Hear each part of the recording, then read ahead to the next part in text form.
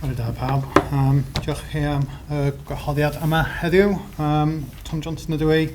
I'm the founder of We Are Nature Based, a community interest company, a collective of consultants, academics and activists who are seeking to further the implementation of nature-based solutions and the rights of nature discussion in Wales. And Gail said that going third was hard. I'm not sure whether going last is a blessing or a curse, so please bear with me. But I just wanted to recenter us for a moment, and I'd like us to all think, hopefully everybody has a spot or a number of spots, a freshwater place somewhere in Wales that you think of, that is a magical, wonderful spot for you. I instantly know where mine is. It's the Nantmore Gorge in just south of Beddgelert in Gwynedd. And it's a beautiful spot of crystal clear water that I remember in my childhood swimming in with my parents. And I really hope that I can take my 2.5-year-old daughter to go swimming in. And when you think about your place, I'd just like you to look inward and what does it do? My heart sings when I think of the Nantmore Gorge. Do you have a similar sort of response? And I think that many of the points that we've already heard sort of feed into this, and it makes me want to recenter on the why of nature-based solutions. I think we need to, my perspective on this is that we need to recenter nature-based solutions into a deep ecological positioning. There's a risk of us seeing solution as being what nature can do for us, what nature can do for the human system, for the economic system, for the cultural system. And it's right, as humans, that we should be looking at ways to ensure the resilience of our communities and our economies and our future generations. But should nature-based solutions not be about more than just that? And asking what our motivation for taking some of these actions is. In We Are Nature Based, we believe that rights of nature really goes hand in hand with the Wellbeing of Future Generations Act. And I don't really see how we're able to pull those two elements apart. And rights of nature is a concept that in contemporary developed Western cultures sort of had its rebirth from the River Wanganui in New Zealand. And out there they've given legal personhood to the river. They've also, interestingly, just recently given legal personhood to whales, as in the creatures, not us. But that concept, Christian touched on it right at the start, that's a concept that our ancestors understood, and past cultures, I think you mentioned the Aztecs,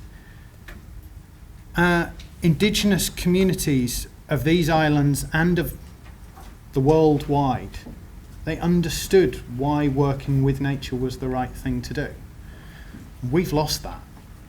And so this isn't about us using nature-based solutions to fix some problem for nature. Nature's got this thing sorted.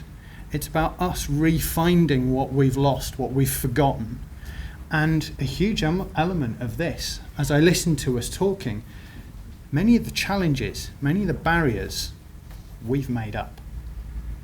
And I don't say that to belittle the systems that we've put in place. They are important elements of society and culture and this developed world that we live in, but they are human constructs. And part of my role, I sit as the Nature Guardian on the Usk Catchment Partnership. The Usk Catchment Partnership was the first organisation in Wales to have a Nature Guardian brought into the organisation. This is something that has been done by others elsewhere. Faith in Nature were one of the first companies in the world to do it. And some of the fantastic minds behind that live down in Pembrokeshire. But this concept of giving nature a voice, look around the room now. It's a very white room. And we're all becoming a bit more aware of how white these rooms are. But it's also a very human room. Well, nature's probably not much interest in coming and sitting in a conference talking about nature-based solutions, is it? But unless we bring some of that question, some of that voice in, then it just gets lost completely, doesn't it? So I'm here to ask, what would nature say? And with absolute no disrespect, and I do genuinely mean this to NRW, and Sean, it's only NRW because you just happen to get up and speak and mention it, but the consenting and licensing systems that NRW have in place are human constructed systems that help preserve a human constructed system. Nature doesn't care whether there's a license or a permit. Nature cares whether it is being poisoned and exterminated from the river systems. Now, I know that within our systems we need these stepping stones in order to move us towards making sure that we're doing good and not harm.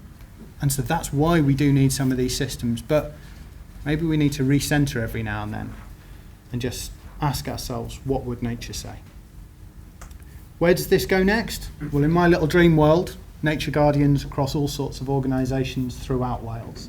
I would love to have a conversation with the church about how nature integrates into your world. The Us Catchment Partnership is the first river catchment partnership in the UK to put nature on the board, as it were. Everyone else who's done it in this society, this economy, has been a corporation. But can we do it at a community council, a parish council, ENGO, all of different organisational structures? What would happen if nature had a voice in those different places? What would happen? What conversations would happen? What decisions would be made? Hopefully the exact same decisions that are made anyway. But by putting nature's voice in there to ask those questions, we can just sense check that. And I'd love to see us create a system where working with nature is the easiest, obvious, most economically viable choice. Diolch yn fawr.